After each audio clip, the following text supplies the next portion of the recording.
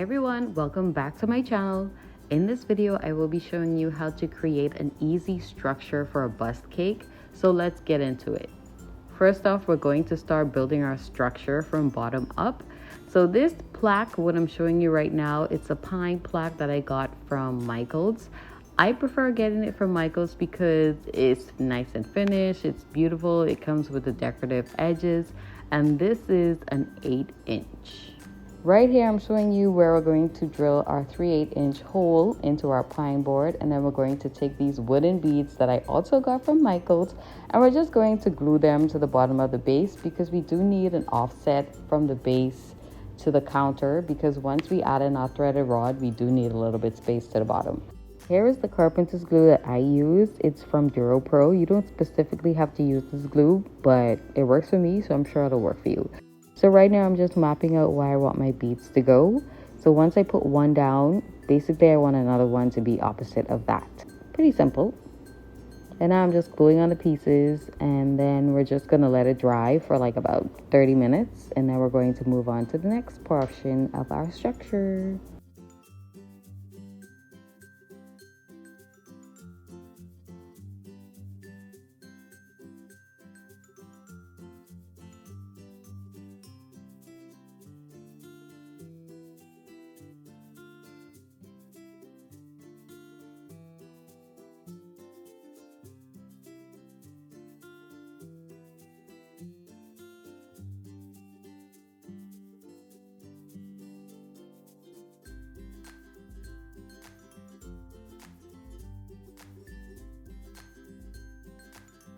And now it's about 30 minutes later. I'm just going to turn over my base, and next we're going to map out where exactly we want the hole to go through our cake board.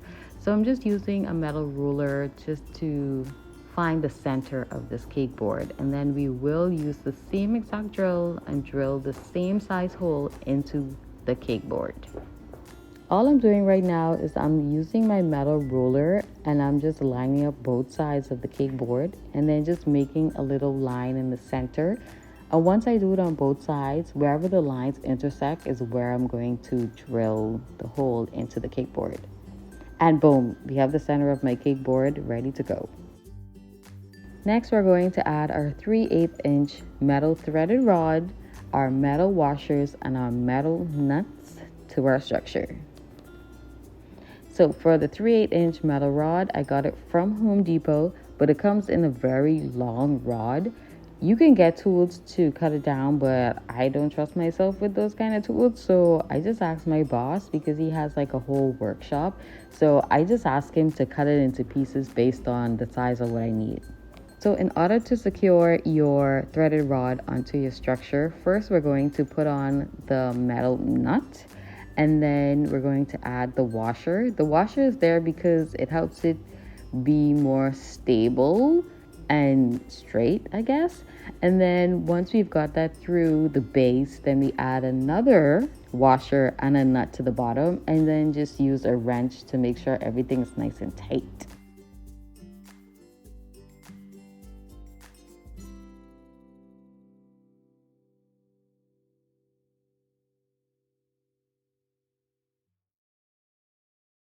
Now that we've got everything nice and secure, I'm just going to use a printout of the character I'm making for one of my clients. And then I'm going to map out where the base of his head is going to be supported. So that's what I'm doing right now. I'm not going to secure everything in place right now because we do want to cover this entire structure with foil tape to make it food safe. But in the meantime, I just want to map out like where it's going to be.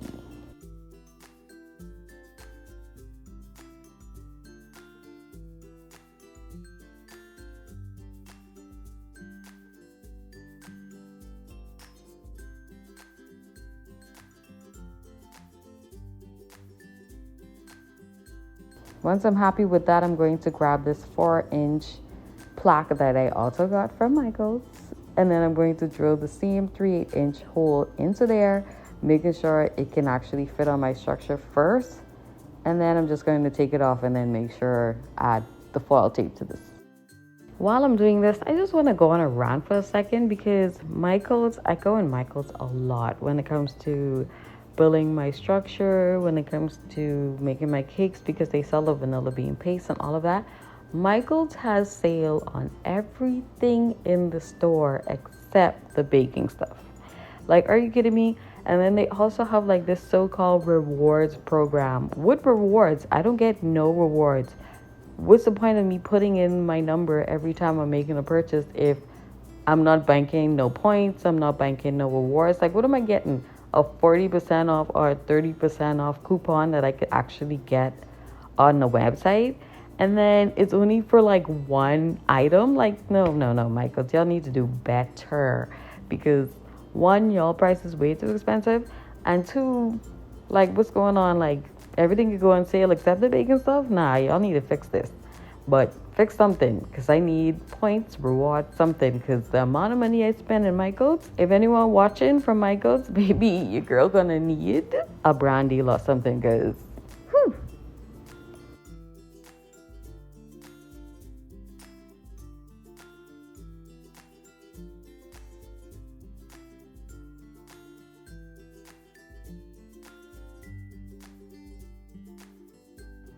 and that's about it. Our structure is pretty much done. And now I'm going to show you how I stack cakes for a basic bust cake. So for this, my client, she wanted a vanilla bean cake with a white chocolate Swiss meringue buttercream and a fresh strawberry filling. So as you can see, I did put a little bit of plastic wrap on the top of my threaded rod because we didn't cover that part with foil papers yet.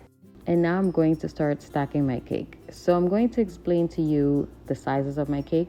So this first slab of cake that I put down, the size of it is 5 by 10 inches. And I'm just going to add my filling, add my buttercream, and then the second layer of cake is going to be the same size, which is 5 by 10. And then the cake that we're going to put on top of that is going to be 2.5 by 10, because that'll be the top portion of the shoulders. Normally when it comes to bust cakes, I prefer not to put fillings and all of that fancy stuff on the inside because it is a lot of work, but this is for my clients, so anything from my clients.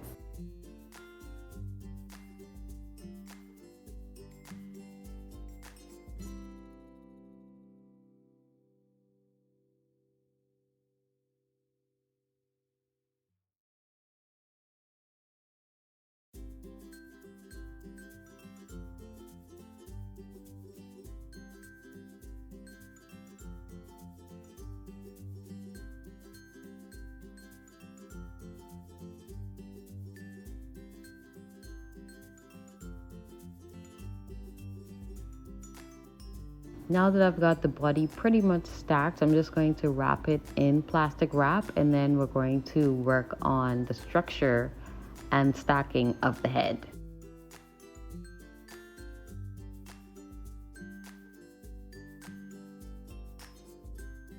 Okay, so to better explain what's going on behind my hand, I did not notice my hand was in the way, I'm so sorry. But the head is secured into place by, from the bottom to the top, metal nut, metal washer, 4-inch cake, wooden base, washer again, nut secured into place and completely covered in foil tape to be food safe. Now that my structure is nice and food safe, I'm going to stack my 4-inch cake with the same filling, the same frosting for the head.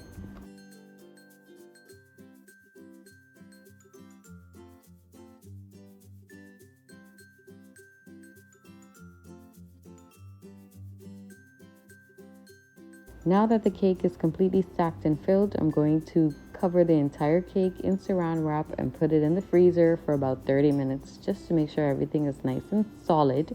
And then we will start to sculpt this thing.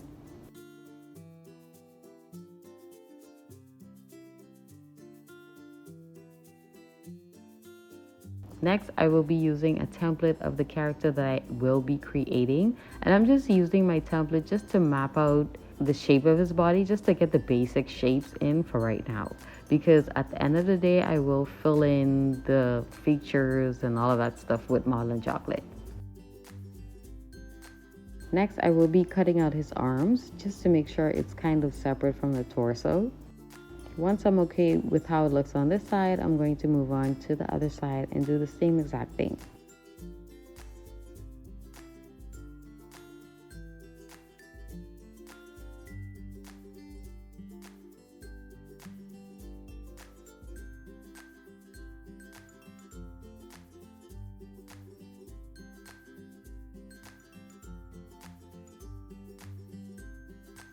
Once I'm pretty much happy with how both sides are looking, making sure they're kind of even, then I'm going to start sculpting the bust just to make sure it looks like the top of a torso.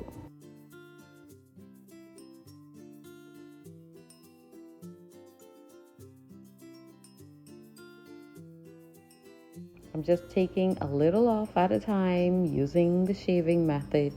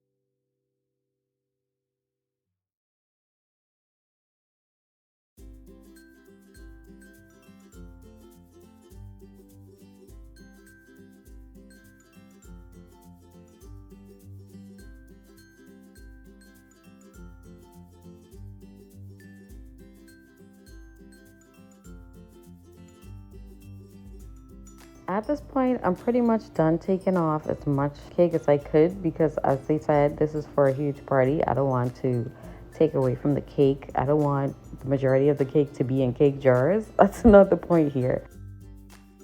Off camera, I decided to just fill in the bottom of the face with Rice Krispie treats.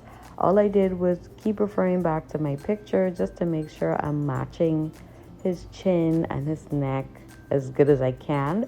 And then once I've got that done, and now I'm using white chocolate ganache, and I'm just going to cover the entire cake, making sure everything is nice and smooth, and that's about it. For my Rice Krispie treats, I did explain exactly how I make the perfect Rice Krispie treats for a structured cake in my last video, which is the stitch cake.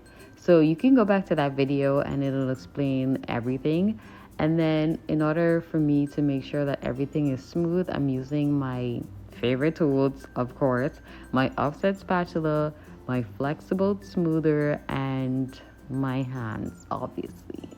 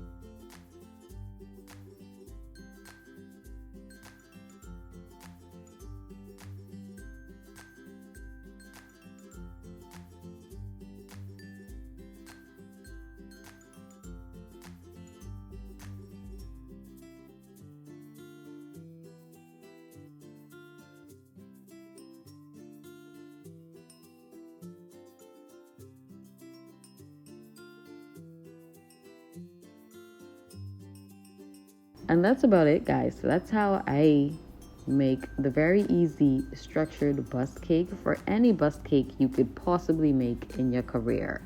Okay, So if you like this video, please like, comment, and subscribe to my channel.